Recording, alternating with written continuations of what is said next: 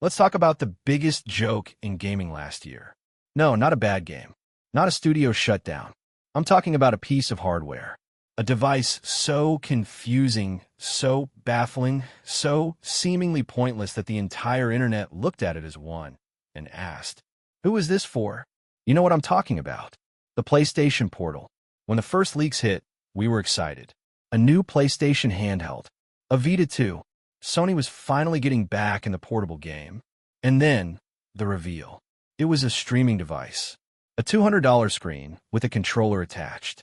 But the catch? The catch was a killer. It only streamed from your PS5. Let's just relive the objections because they were loud and they were, frankly, 100% correct at the time.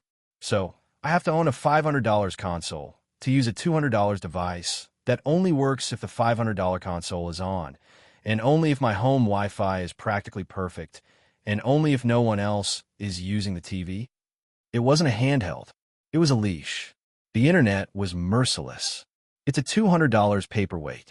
My 10-year-old phone can do this with a $20 controller clip. This is the dumbest product Sony has ever made. It was a niche within a niche within a niche. It was for the person who had a PS5, had god-tier internet, lived in a house where the main TV was always busy, and still didn't want to just use their phone. The sales numbers? We don't know. But the vibe? The vibe was failure, a fumble, a complete misunderstanding of what gamers wanted. It was the device everyone loved to laugh at. But what if we were the ones being played?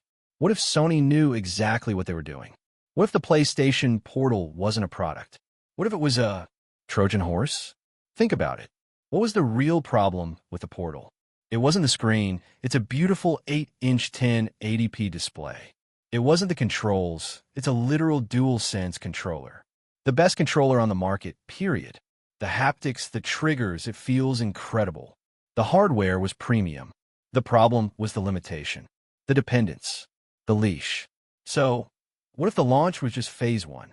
What if the real plan was to get this perfect, premium, dedicated hardware into the hands of the most loyal fans before they activated its true potential? Because that's exactly what just happened. Sony just flipped a switch. They just pushed out a quiet little system update. And with that one update, they have completely transformed the PlayStation Portal. They didn't just add a feature. They unlocked the entire device. The leash is gone. I'm talking, of course, about cloud streaming. Oh, cloud streaming, you say? Big deal. Xbox has had that for years. No, you're not understanding. This isn't just any cloud streaming. This is the missing piece of the puzzle.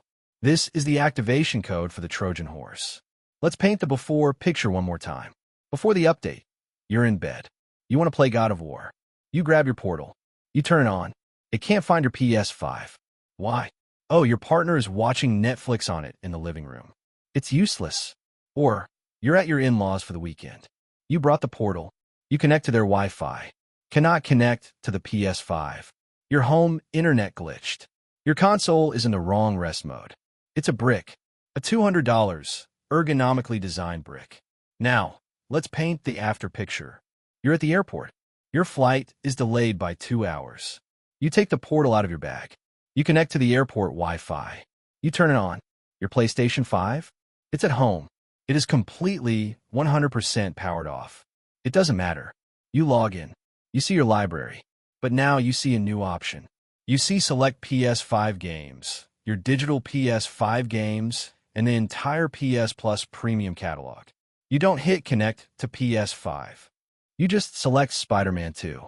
And in seconds, not minutes, seconds, you're swinging through New York. From a server hundreds of miles away. Your partner can be at home on the PS5, playing their own game on their own account. It doesn't matter. Your console can be unplugged. It doesn't matter. This is the revolution. This is the freedom we thought we were getting at launch. The PlayStation Portal is no longer a mirror to your console. It is now a true, independent gateway to the entire PlayStation ecosystem. And it requires one thing, PlayStation Plus Premium. There it is. The catch. But is it? Let's be real. For the longest time, what was the point of PS Plus? S Premium? You got some old PS1 and PS3 games? Some trials? It felt weak. It felt like a poor imitation of Xbox Game Pass. But now, PS Plus Premium is not just a service. It is the literal key that turns your $200 accessory into a $500 level portable console. It's the subscription that unleashes your hardware. Suddenly, Sony's entire strategy clicks into place. They sold you the vessel first. The perfect haptic feedback, adaptive trigger-enabled vessel. The only device in the world that can stream a PS5 game and still feel like a PS5 game. Your phone can't do that. The triggers don't fight you. The controller doesn't rumble with the subtle feeling of rain. The Steam Deck can't do that. It's an amazing device, but it's not a DualSense. Sony created a piece of hardware that only they could make, delivering an experience only they can provide. They waited. They let the internet laugh. They let everyone call it a failure. And then they tied its activation, its soul, to their most expensive subscription. That is a masterstroke. Because now, the question isn't, why would I buy a Portal? The question is, if I have a Portal, why wouldn't I have Premium? And if I'm thinking about a Portal, the Premium subscription suddenly looks like the best deal in gaming. But they didn't just stop at cloud streaming. Oh no. The other major complaint was audio. No Bluetooth. A proprietary PlayStation Link standard. It felt greedy, but this update adds another layer. They've enhanced the audio experience, leaning into their 3D audio tech. When you pair this device with their new Pulse Explorer earbuds, it's not just streaming. It's an immersion bubble. Think about this combination. It's the hat trick of next-gen gaming. 1. The 8-inch 1080p screen. Big, bright, and clear. 2. The full DualSense controller. You feel the tension of a bowstring. You feel the impact of a sword. 3. 3D audio. You hear the enemy creeping up behind you.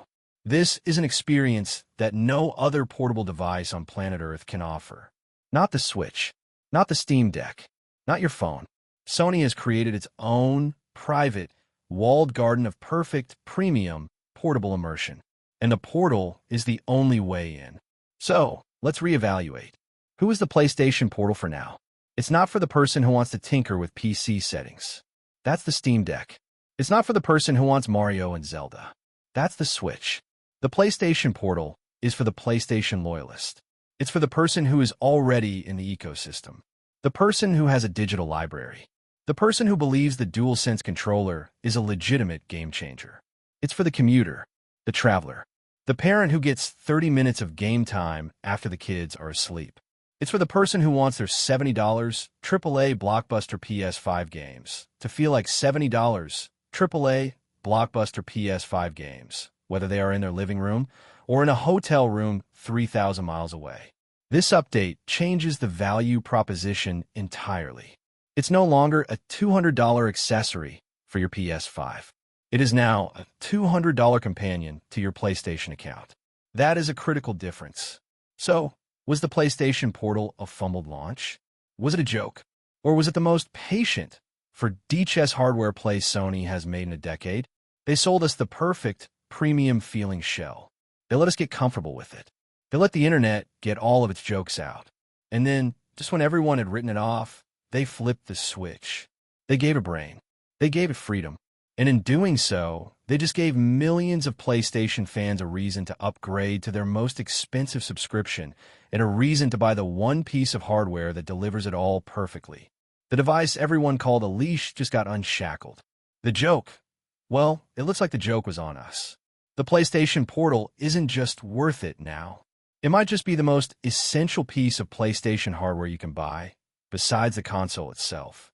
The only question is, are you in on the secret now?